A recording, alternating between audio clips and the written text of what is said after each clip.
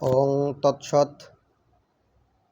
সম্মানিত সুধীমণ্ডলী, আপনারা যে যেখান থেকে আমার এই ভিডিওটি দেখছেন বা শুনছেন, সকলকে আমি আমার অন্তরের অন্তঃস্থল থেকে, আমি আমার মনের গভীরতা থেকে, আমি আমার মনের পবিত্রতা থেকে সকলের রাতুল চরণে, সকলের যুগল চরণে আমি আমার ভক্তিপূর্ণ দণ্ডবৎ প্রণাম জ্ঞাপন করছি ও নমস্কার জ্ঞাপন করছি।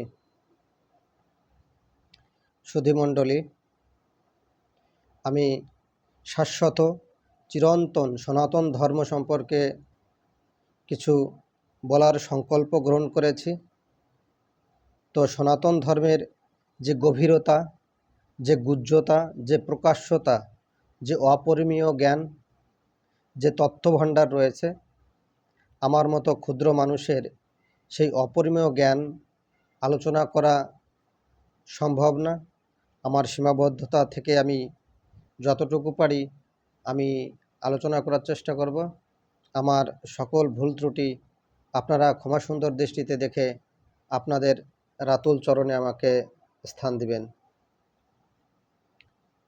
শুধু ভক্তমণ্ডলী, একটা শিশুর জন্ম থেকে যে কান্নার আওয়াজ, যে ক্লেশের আওয়াজ, যে দুঃখের আওয়াজ, যে বিষাদের ধ্বনি আমরা শুনতে পাই, সে এই বিষাদটাকে, এই ক্লেশটাকে, এই দুঃখটাকে, এই কষ্টটাকে তার মৃত্যু পর্যন্ত বয়ে নিয়ে বেড়াতে হয়। তো একটা শিশু জন্মগ্রহণ করেই কেন তাকে কাঁদতে হয়, এবং এই জন্মের কান্নার শুরু থেকে শেষ পর্যন্ত তাকে কেন কাঁদতে হয়, কেন তাকে এত দুঃখ, এত কষ্ট বহন করতে হয়, সেই বিষয়গুলো নিয়েই আমি আলোচনা করব। আপনারা সকলেই জানেন, শাশ্বত চিরন্তন সনাতন ধর্ম যে স্তম্ভের উপরে দাঁড়িয়ে আছে, যে দর্শনের উপরে দাঁড়িয়ে আছে, যে স্থাপত্যের উপরে দাঁড়িয়ে আছে, এবং বেদ আমাদের প্রাচীন এবং মূল যে ধর্মগ্রন্থ, বেদ যাকে বা যার মান্যতা দেয় এবং বেদ যার আস্তিকতা স্বীকার করে, সেই ষড়দর্শন সম্পর্কে আমি আপনাদের সম্মুখে কিছু বলার চেষ্টা করব। তো প্রথমেই আমি যে বেদের যে আস্তিকতা বা মান্যতা, সেই ষড়দর্শন সেটি আপনাদের মাঝে উপস্থাপন করছি।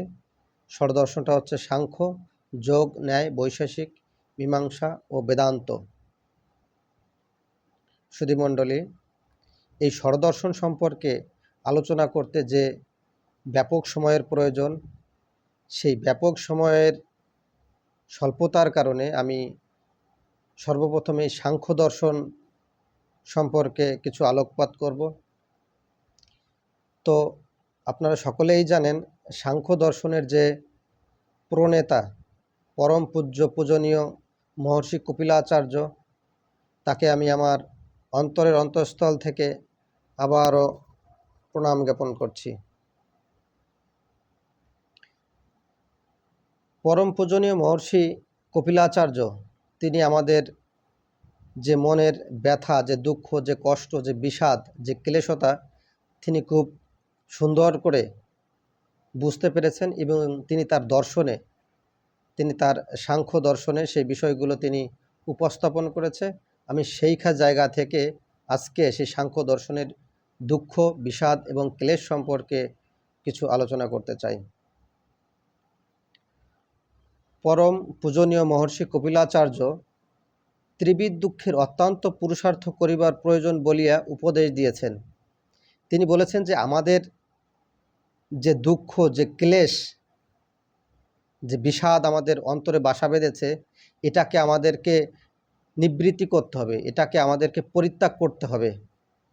সংসারের এই যে দুঃখ, এই যে ক্লেশ, এই যে বিষাদ নিবৃত্তির জন্য অত্যন্ত পুরুষার্থ করিবার প্রয়োজন। এই দুঃখ, এই কষ্ট, এই ক্লেশটাকে পরিত্যাগ করার জন্য আমাদেরকে পুরুষার্থ করতে হবে। তিনি বলেছেন, যদি আমরা পুরুষার্থ করতে পারি, তাহলে আমরা যে দুঃখ কষ্ট বহন করে সে জন্ম থেকে মৃত্যু পর্যন্ত বহন করে আসছি, এই দুঃখ কষ্টকে তবেই নিবৃত্তি করা সম্ভব। এই নিবৃত্ত ব্যতীত মুক্তি বা মোক্ষ প্রাপ্তি কোনোভাবেই সম্ভব নয়। তিনি বলেছেন, যদি আমরা এই পুরুষার্থ অর্জন করতে না পারি, তাহলে কোনোভাবে কোনো পরিস্থিতিতে আমরা মুক্তি প্রাপ্তি বা আমাদের মোক্ষ প্রাপ্তি সম্ভব নয়। অতএব 3 প্রকার দুঃখের অত্যন্ত নিবৃত্তির চেষ্টাই মনুষ্যমাত্রের শ্রেষ্ঠ উৎকর্ষ। তিনি বলেছেন যে 3টা দুঃখ, যে 3টা কষ্ট আমাদের আছে, এই 3টি দুঃখ বা এই 3টি কষ্ট নিবৃত্তি করারই হচ্ছে আমাদের জীবনের মূল উৎকর্ষ। সেই জন্য মুক্তি লাভের জন্য পুরুষার্থকে মহর্ষি কপিল জীবের পরম পুরুষার্থ বলিয়েছেন। তিনি বলেছেন যে আমাদের যদি এই মুক্তি লাভ করতে হয়, আমাদের যদি মোক্ষ প্রাপ্তি করতে হয়, আমরা যদি এই দুঃখ কষ্ট থেকে আমাদের নিজেদেরকে একটা অন্য চিন্ময় জগতে বা এ জগৎ থেকে আরেক জগতে আমরা যেতে চাই, তাহলে আমাদের অবশ্যই পুরুষার্থ অর্জন করতে হবে, আমাদেরকে পুরুষার্থ করতে হবে। তো তিনি আমাদের এই দুঃখটাকে, আমাদের এই কষ্টটাকে 3টি ভাগে বিভক্ত করেছেন। তিনি আমাদের এই দুঃখটাকে, আমাদের এই কষ্টটাকে উপলব্ধি করে তার দর্শনের মাধ্যমে তিনি আদি আত্মাধিক, আদি ভৌতিক এবং আদি দৈবিক, এই 3টি স্তরে তিনি আমাদের এই দুঃখকে তিনি ডিভাইডেড করেছেন, তিনি বিভক্ত করেছেন। তো তিনি দেখিয়ে দিয়েছেন যে এই যে দুঃখগুলো আমরা পেয়ে থাকি বা আমরা এই দুঃখগুলো পাচ্ছি, কোন কোন জায়গা থেকে আমরা এই দুঃখগুলো পেয়ে থাকি, এবং এই দুঃখগুলো, এই ক্লেশ, এই বিষাদ, এইগুলোকে আমরা পরিত্যাগ করার জন্য, এইগুলো নিবৃত্তি করার জন্য আমাদের কি পন্থা অবলম্বন করা হয়েছে। আদৌ কি আমরা আমাদের এই দুঃখ, আমাদের এই কষ্ট আমরা কি নিবৃত্তি করতে পারবো? এই দুঃখ কষ্ট, এই এই এই ক্লেশ, এই বিষাদ, এটাকে এড়িয়ে গিয়ে কি আমরা আমাদের মনুষ্য জীবন একটা সুন্দর সুস্থভাবে বসবাস করার উপযোগী করতে পারবো? তো সর্বপ্রথমেই আমি আদি আধ্যাত্মিক যে দুঃখ, যে কষ্ট, যে ক্লেশটা আমরা পেয়ে থাকি, সে বিষয়ে আমি বলছি যে এই আদি আধ্যাত্মিক কষ্টটা আমরা কীভাবে পেয়ে থাকতে পারি। তিনি বলছেন, কাম, ক্রোধ, ঈর্ষা দোষের মাধ্যমে আমাদের ভিতরে এই আধ্যাত্মিক ক্লেশটা আসতে পারে। জ্বর ব্যাধির মাধ্যমেও আসতে পারে আত্মীয় স্বজনের মোহজনিত শোকাগ্রস্ত হইয়া যে দুঃখ, দারিদ্রতাজনিতভাবেও আসতে পারে। তিনি বলছেন যে কামের মাধ্যমে আসতে পারে। আমাদের ভিতরে যে ক্রোধ, এই ক্রোধের মাধ্যমে আমাদের ভিতরে একটা ক্লেশ আসতে পারে। আমরা মানুষকে যে হিংসা করি, আমরা মানুষকে যে ঈর্ষা করি, এই ঈর্ষার মাধ্যমে আমার ভিতরে একটা দুঃখ, একটা কষ্ট বাসা বাঁধতে পারে। আমাদেরকে যে জ্বর হয়, আমাদের যে ব্যাধি হয়, এই ব্যাধির মাধ্যমে আমরা একটা দুঃখ, আমরা একটা কষ্ট পেয়ে থাকি। এছাড়াও আমরা আত্মীয় স্বজনের মোহজনিত শোকাগ্রস্ত, অর্থাৎ আমাদের যদি কোনো আত্মীয় স্বজন, বন্ধু বান্ধব মারা যায়, তাহলে তার স্মৃতিচারণার মাধ্যমে, তার স্মৃতিগুলো নিয়ে আমরা যে দুঃখ কষ্ট পেয়ে থাকি, সেটা হচ্ছে আত্মাধিক কষ্ট। এছাড়াও বিভিন্ন পরিবেশ পরিস্থিতির মাধ্যমে আমাদের জীবনে আমাদের দারিদ্রতা আসতে পারে। এই দারিদ্রতাটা হচ্ছে আত্মাধিক কষ্ট। আদি ভৌতিক কষ্টটা কি? আদি ভৌতিক কষ্ট হচ্ছে দস্যু, তাস্কর, সর্প, ব্যাঘ্র প্রভৃতি হিংস্র প্রাণীর দ্বারাও এই আদি ভৌতিক দুঃখ কষ্ট আমরা পেতে পারি। যেমন ধরুন যে তস্কর অর্থাৎ চোর বা ডাকাত। কিছুদিন আগেও আপনারা জানেন যে দেশের চলমান পরিস্থিতিতে প্রতিটি গ্রামে গ্রামে যে ডাকাতের প্রভাব, যে চোরের প্রভাব, তার মাধ্যমে যে জীবনে একটা আতঙ্ক, জীবনের যে একটা হতাশা, জীবনের একটা কষ্ট, এটা হচ্ছে আদি ভৌতিক কষ্ট। এছাড়াও আপনারা দেখবেন যাদের বসবাস, যাদের বাড়ি একদম সুন্দরবনের কাছাকাছি, তারা যে বিভিন্ন হিংস্র প্রাণীর দ্বারা আক্রান্ত হয়, সেই হিংস্র প্রাণীর দ্বারা আক্রান্ত হয়ে যে দুঃখ, যে কষ্টটা তারা পেয়ে থাকে, সেটা হচ্ছে আদি ভৌতিক কষ্ট। আদি দৈবিক কষ্টটা কি? দেখুন, আপনারা অনেকেই জানেন যে প্রাকৃতিক যে একটা বিপর্যয়, প্রাকৃতিক মাধ্যমে যে দুঃখ কষ্টটা আমাদের জীবনে আসতে পারে, সেই প্রাকৃতিক দুর্যোগের মাধ্যমে যে সৃষ্ট দুঃখ কষ্ট, সেটাই হচ্ছে আদি দৈবিক ক্লেশ বা বিষাদ বা দুঃখ বা কষ্ট। আমাদের প্রাকৃতিকভাবে কী কষ্ট হতে পারে? যেমন বজ্রপাত হতে পারে, আমরা প্রায়ই শুনে থাকি যে বজ্রপাতের মাধ্যমে বিভিন্ন জায়গায় মানুষের মৃত্যু ঘটছে। আমরা শুনে থাকি জলপ্লাবন, আপনারা জানেন যে কিছুদিন আগেও দেশের বিভিন্ন প্রান্তে দেশের কয়েকটা জেলায় বন্যায় প্লাবিত হয়েছে। এই যে বন্যায় প্লাবিত হয়ে মানুষগুলো যে দুঃখ দুর্দশা কষ্ট আছেন, এই কষ্টটাকে বলা হচ্ছে আদি দৈবিক কষ্ট। এছাড়া কি হতে পারে? গৃহপতন, আপনার গৃহটা যে কোনোভাবেই হোক আপনার গৃহটা ভেঙে গিয়েছে, তার মাধ্যমে বা তার জন্য আপনি যে কষ্টটা পেয়েছেন সেটা হচ্ছে আদি দৈবিক কষ্ট বা ক্লেশ। এছাড়া বৃক্ষ হতে পতন, আপনি একটা বৃক্ষের উপরে উঠলেন বা একটা গাছের উপরে উঠলেন, সেই বৃক্ষটাকে পড়ে গিয়ে আপনার হাত ভেঙে গেল, পা ভেঙে গেল, অথবা আপনার মৃত্যু ঘটল। এটার মাধ্যমে যে আপনার কষ্টটা হতে পারে সেটা হচ্ছে আদি দৈবিক কষ্ট।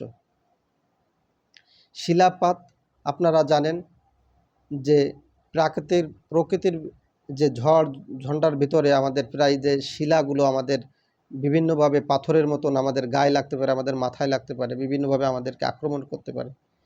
এই যে কষ্টটা হয় তার মাধ্যমে, এই শিলাপাতের মাধ্যমে, এই কষ্টটাও হচ্ছে আদি দৈবিক কষ্ট। এছাড়া হতে পারে কি?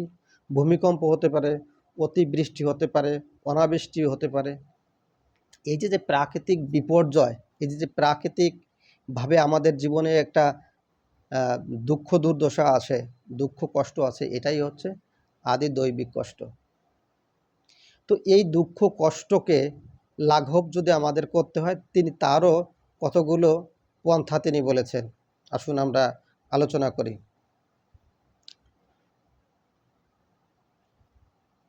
সংসারে জন্মগ্রহণ করলে প্রাণী মাত্রেরই এই দুঃখ দুর্দশার ভিতর দিয়ে যেতে হবে, তার এই দুঃখ কষ্টের অধীনেই তাকে থাকতে হবে। এই দুঃখত্রয়ের নিবৃত্তির জন্য পুরুষার্থ করিতে হইবে। তিনি বারবার একটা কথা বলছেন, সেইটা হচ্ছে যে আমাদের এই দুঃখ এই কষ্ট এটাকে যদি আমাদেরকে লাঘব করতে হয় তাহলে আমাদেরকে পুরুষার্থ করতে হবে। তাহলে পুরুষার্থটা কি? এই পুরুষার্থটা যদি আমরা জানতে পারি, যদি এই পুরুষার্থটা কি আমরা যদি বুঝতে পারি, তাহলে তবেই আমরা এই জায়গা থেকে আমরা পরিত্রাণ পেতে পারি, আমরা এই কষ্ট, এই দুঃখ, এই ক্লেশ, এই বিষাদ, এই যন্ত্রণা থেকে মুক্তি পেতে পারি। তিনি আমাদেরকে কি বলেছেন যে এছাড়াও যে আমাদের জীবনে অতীত বর্তমান অনাগত ভেদেও ৩ প্রকারের কষ্ট আমাদেরকে আসতে পারে। এই যে অতীত বর্তমান অনাগত, এই যে ৩ প্রকারের দুঃখও তিনি বলেছেন, কষ্টর কথাও তিনি বলেছেন। দেখুন অতীত কষ্টটা কি? অতীত কষ্টটা হচ্ছে যে আপনি অতীতে আপনার যে কর্মটা আপনি করেছেন, যে নিন্দনীয়, যে অপ্রশংসনীয়, যেটা আপনার করা উচিত ছিল না, যেটা করার মাধ্যমে আপনি মানুষের ক্ষতি করেছেন, এই যে অতীতে যে কাজটা আপনি করেছেন, এর জন্য আপনাকে দুঃখ পেতেই হবে। কোনো অবস্থাতেই, কোনো পরিস্থিতিতেই এই অতীতের কর্মের মাধ্যমে যে আপনি যে কষ্টটা পাবেন, এটাকে কোনোভাবেই আপনি পরিত্রাণ পাবেন না। এই কষ্টটা আপনাকে ভোগ করতেই হবে। তিনি এটাকে অতীতের কষ্ট বলেছেন, অতীত কষ্ট। আবার তিনি বলছেন বর্তমান কষ্ট, অর্থাৎ আপনি বর্তমানে যে কষ্টটা আপনি করছেন, আপনি বর্তমানে যে কৃতকর্মগুলো করছেন, যে কষ্টের মাধ্যমে প্রকৃতির বিপর্যয় হচ্ছে, মানুষের দুঃখ কষ্ট পাচ্ছে, আপনার দ্বারা মানুষ রাগান্বিত হচ্ছে, আপনার দ্বারা মানুষ দুঃখ পাচ্ছেন, কষ্ট পাচ্ছে, এই যে বিভিন্ন কার্যকলাপ আপনি করছেন, মানুষের ক্ষতি আপনি সাধন করছেন, এইটার দুঃখ, এই কর্মের দুঃখ কষ্ট আপনাকে ভোগ করতেই হবে। কোনো পরিস্থিতিতেই আপনি এটাকে এড়িয়ে যেতে পারবেন না। তবে তিনি বলেছেন যে অনাগত দুঃখ বা অনাগত কষ্ট, এই অনাগত দুঃখ বা অনাগত কষ্টটাকে আপনি এড়িয়ে যেতে পারেন। অর্থাৎ যে কর্মটা আপনার এখনো করা হয়নি, যে কর্মটা আপনি এখনো করেননি, যদি সেই কর্মের ভিতরে আপনি ভালো কর্ম করে থাকেন তাহলে আপনি অবশ্যই তার ফলস্বরূপ আপনি যদি ভালো কাজ করেন তাহলে ভালো ফল আপনি পেতে পারেন। আপনি যদি খারাপ কাজটা না করেন তাহলে অনাগত আপনার কোনো দুঃখ বা কষ্ট আসতে পারেই না। আপনার অনাগত কোনো দুঃখ কষ্ট আসার কোনো সুযোগই নেই। সুতরাং আমি অতীতে কি করছিলাম, আমি বর্তমানে কি করছি, এটাকে ভুলে গিয়ে এই পাপটাকে, এই ক্লেশটাকে, এই দুঃখটাকে, এই কষ্টটাকে আমরা স্বীকার করে নিয়ে এই সাজাটাকে আমি আমার হৃদয়ে ধারণ করে, এই সাজাটাকে আমি আমার মাথা পেতে নিয়ে আমাদের যে অনাগত দুঃখ, অনাগত কষ্ট, এটাকেই আমাদের পরিত্যাগ করা উচিত। অর্থাৎ আজকেই আমার মনের ভিতরে বাসা বাঁধা উচিত, আজকেই আমার মনের ভিতরে চিন্তা চেতনার একটা বীজ রোপণ করা উচিত যে আমি আজ থেকে আর ভবিষ্যতে কখনো কোনো দিন কোনো ধরনের কোনো অসামাজিক ধর্মহীনতা বা কোনো ধরনের মানুষের ক্ষয়ক্ষতি বা আমার দ্বারা মানুষ বিন্দু পরিমাণে দুঃখ কষ্ট পেতে পারে সে পরিমাণ কষ্টও সে পরিমাণে কাজ কখনোই আমি করব না। শুধু ভক্তমণ্ডলী, দেখুন, আমাদের জন্ম থেকে মৃত্যু পর্যন্ত আমাদের একটাই চিন্তা হওয়া উচিত, যদি এই দুঃখ এই কষ্টকে আমাদের লাঘব করতে হয়, এই দুঃখ কষ্টকে যদি আমাদের লাঘব করতে হয়, এই দুঃখ কষ্টকে যদি আমাদের নিবৃত্ত করতে হয়, তাহলে আমাদের মৃত্যুর জ্ঞান এটাকে আমাদের খুঁজতে হবে। অর্থাৎ মৃত্যুর জ্ঞানই মুক্তির পথ। যদি আমরা মৃত্যুর জ্ঞান অর্জন করতে পারি তবেই আমরা আমাদের এই দুঃখ এই দুর্দশা এই কষ্ট থেকে আমরা পরিত্রাণ পেতে পারি। তাই আমাদের প্রত্যেকেরই উচিত কিছু ভালো মানুষের, কিছু বিশ্বস্ত মানুষের, কিছু সৎ মানুষের, কিছু চলার মতন কিছু শাস্ত্রীয় পণ্ডিতের, কিছু জ্ঞানী মানুষের আশ্রয়ে আশ্রিত হওয়া। লালন ফকির একটা গানে বলছিল, গুরু দোহাই তোমার মনকে আমার লও গো সুপথে।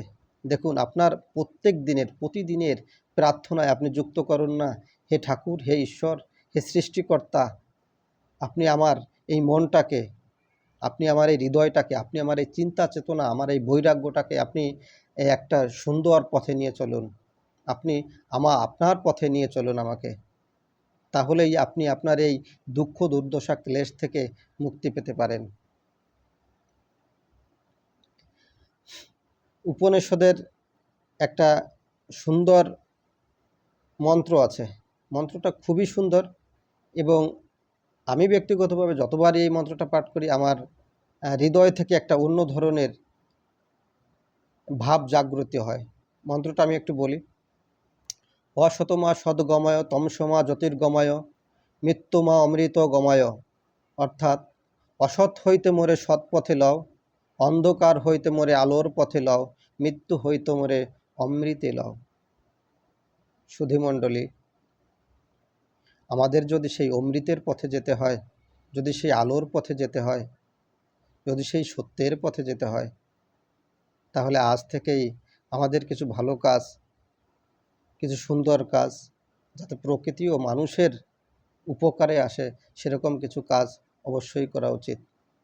আমি দীর্ঘ সময় ধরে আপনাদের মহামূল্যবান সময় নষ্ট করলাম, তার জন্য আমি আন্তরিকভাবে সকলের কাছে ক্ষমা প্রার্থী। হোক সবার হৃদয় তথা সংকল্প অবিরোধী সদা, মনে হোক পূর্ণ প্রেম আর বৃদ্ধি হোক সুখ সম্পদা। নমস্কার সকলকে।